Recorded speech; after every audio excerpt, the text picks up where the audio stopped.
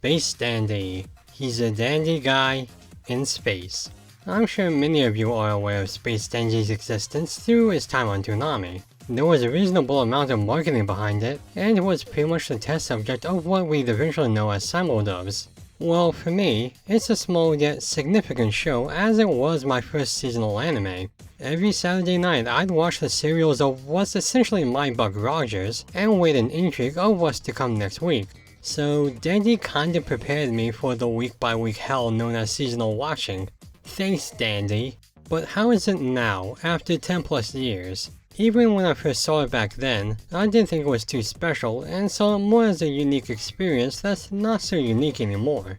Well, I gotta say, while it's not special per se, it's still impressive. The series follows Dandy, a bounty hunter on the hunt for rare aliens and lovely women. With him is his competent but smarmy robot QT, and a go-with-the-flow feline Meow, as the trio explore the reaches of space in order to get gas in their ship, food in their stomachs, and satisfy Dandy's wild spontaneity, all while unaware of the monkey overlord guy hunting them down for some reason.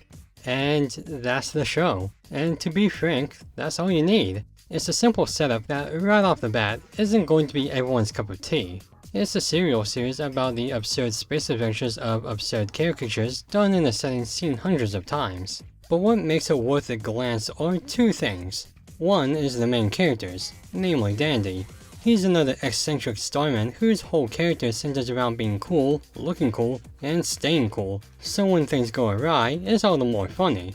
He's how I imagine a show centered on Zap Brannigan to play out, confident and radiating with just as much incompetency. He's an all-around fun time. Not really unique in certain aspects, like you could clearly see inspirations of predecessors in him, like Captain Kirk or even Spike Spiegel, which makes sense considering these shows were made by the same people, but he is charming in his goofy antics. And the second aspect of the show that makes it pop is the art. The animation is smooth and crisp, and the music's funky and hip and the like, but nothing of greater note. That is, except for the style they take up.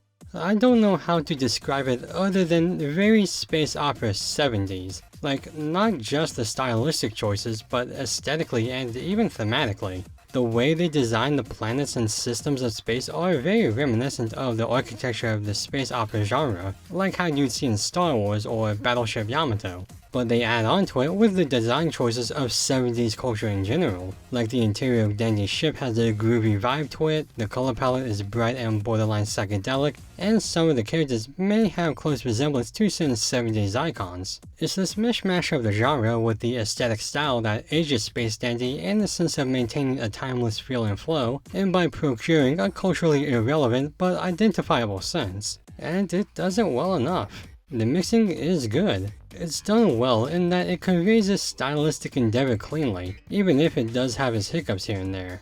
It's just so unique that that's what makes it stand out in the first place. That's not to mention that the animation itself is really freaking good. What is it about space that has some of the coolest possibilities when it comes to creativity and fluidity? Well, Dandy at least utilizes the setting to the fullest and makes for a wild adventure with its bubbly palette and various styles? Huh. This show is probably one of the last I'd expect to switch up styles between episodes, but hey, it kinda works. And I suppose I should briefly talk about the dub, as it was a major part of my personal anime journey. Ian Sinclair can do no wrong, Alexis Tipton is fun, and everyone else are passable. Sinclair's rendition of Dandy is honestly what holds the dub together like glue, whereas the supporting cast would hold it like dried gum. Sinclair's excellent in portraying a wannabe suave and is just a delight to listen to with his distinct voice and mannerisms. I will say that the dub is better than I remember. Again, not perfect, but I think as the first Samo dub, they really wanted to make sure they got it right to retain an audience, and I think they managed just fine. Or dandy, you might say. Yeah, I know, I'm hilarious. So, if you are curious about the misadventures of a smooth-as-sandpaper space crew, with the hijinks of Star Trek, Futurama, and Cowboy Bebop mixed together, then yeah, give it a shot. It's certainly not for everyone though. Maybe space operas or serials aren't your thing, and there are a good handful of gags and bits that either fall flat or are just plain weird that it gets distractingly annoying.